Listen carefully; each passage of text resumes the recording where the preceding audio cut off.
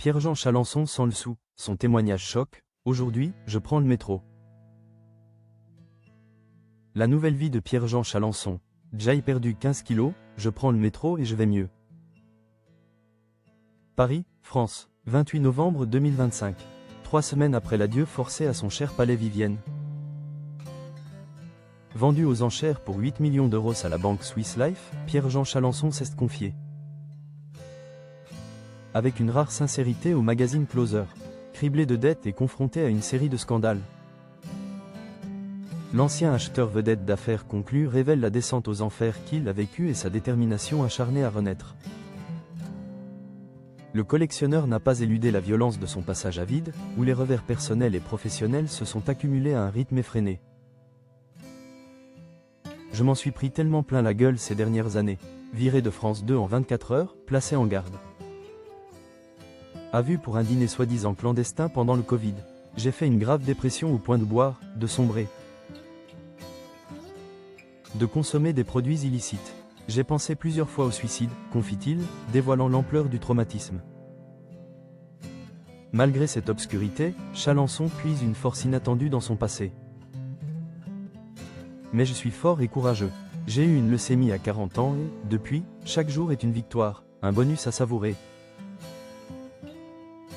Affirme-t-il, avant d'ajouter une touche spirituelle, même si Dieu semble parfois prendre des RTT. Je reste un fervent catholique et préfère voir le verre à moitié plein. Métro. L'ancien dandy raconte la rue. Je prends le métro, je mange modestement. Aujourd'hui, Pierre-Jean Chalençon assure avoir tourné la page de son ancienne existence faite de faste et de collections impériales. Il mène désormais un train de vie radicalement différent, centré sur la simplicité et la santé retrouvée. Depuis 18 mois que j'ai quitté le palais Vivienne, je suis heureux, j'ai perdu 15 kilos. J'ai une vie saine et je vais mieux. Mais forcément, j'ai réduit la voilure, reconnaît-il avec franchise. L'ancien dandy du XVIIIe siècle se réinvente en citoyen modeste, un retour aux sources qu'il assume totalement. Aujourd'hui, je prends le métro, je mange modestement, fonctionne avec peu d'argent. Ce qui ne pose pas de problème au petit-fils d'immigrés italiens que je suis.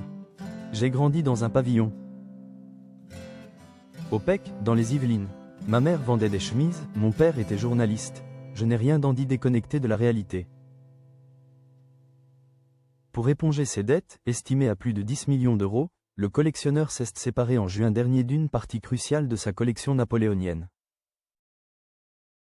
Ayant mis fin définitivement à sa vie de collectionneur, Chalençon exprime désormais des envies d'ailleurs et des ambitions inédites.